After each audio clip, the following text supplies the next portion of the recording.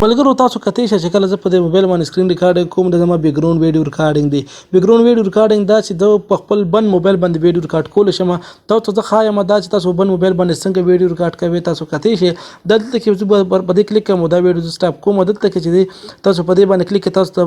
دا شاته کې چې کوم ویډیو ریکارډینګ کیږي به تاسو ته ښي کیمره به تاسو ته ښي کو. تاسو په دې باندې کلیک کې نو ښایي برته چې په دې کلیک کې نو بخیره ته زه په دې باندې کلیک کوم. تاسو کتئ شئ ویډیو زما چې کوم دی ویډیو ریکارډینګ روان دی. صحیح شوله. اوس دا ویډیو دوباره په دې کلیک کوم دا ویډیو زما بند شو. دلته براشه سیټینګ دلته کتئ شئ دوه ویډیوګانې چې کوم چې مو وکړلې په دې کې چې په دې کلیک کوم تاسو کتئ شئ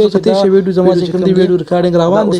صحیح شوله. اوس دا ویډیو په شاته چې کوم بیک ګراوند کیمره د پاغه باندې ریکارډ شوله. السلام علیکم ملګرو زه محمد جواد څنګه تاسو په سر کې مو خول چې تاسو په بند موبایل باندې څنګه چې دی ویډیو ریکارډ کوي. د دې مطلب د دې اپلیکیشن داري تاسو خودنه مطلب داري چې دا تاسو استعمالوي کو تاسو سره چکر لاړ شي او تاسو سره موبایل کې چارج کمی نو تاسو موبایل چې کوم د سکرین اپ کې تاسو ویډیو ریکارډینګ وکړي نو لومبي غټ مقصد دا چې تاسو چې کوم چارج دی دا به کم والی کیږي. دوی مطلب چې تری باره کې تاسو ته فتو لګي سبا تاسو نو سو ریکارډینګ کوي په بن سکرین باندې نو چې تاسو ته دا غي فتو لګي چې تاسو دونه وای چې دا موبایل ماته په کیمره کې پروت دی یا مخامخ پروت دا بند دی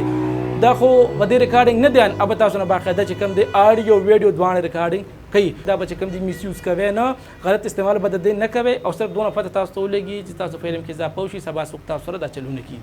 ملګرو د لپاره چې کوم دی د اپلیکیشن په کار د اپلیکیشن به تاسو کوم ځان ډاونلوډ کوئ په دې ما کلیک کړئ د اپلیکیشن په تاسو کوم ځان ډاونلوډ کوئ کوم طریقې سره ډاونلوډ کوئ دا به په دې ویډیو په اخر کې زه ښایم. تاسو به دې باندې کوم دی فرست ټایم دا کولای کې به تاسو نه اکسس غواړئ تاسو بوله چې کوم دی اکسس ورکړئ دا به دوباره چې کوم دی د اوکې د په دې باندې کلیک کې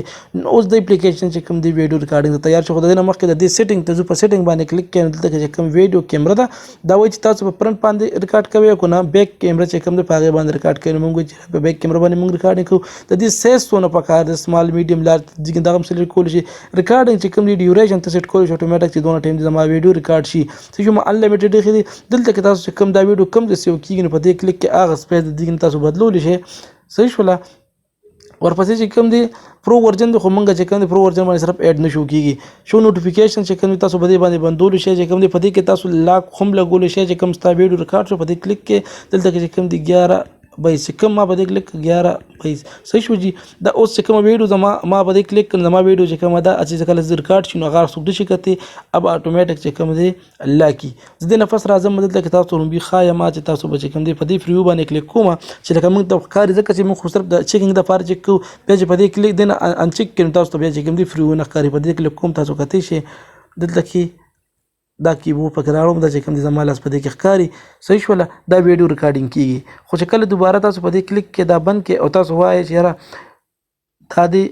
دا بند شي یومن چې کله دا بند شي بیا دوباره چې کوم دا فریو دا په دې دوباره کلیک کې تاسو ته چې مقام دا نه کړی کوم ویډیو چې کوم ته کولو شو دا موږ چې کوم ریکارډینګ کوم ته خو چې تاسو په دې کلیک کې دا ټیک مارک ولګوي تاسو ته بخای چې ټیک مارک ته ختم کې بیا به نه خي او دا ویډیو چې کوم د ریکارډ شو هغه د پاره چې کوم تاسو ته کې راشي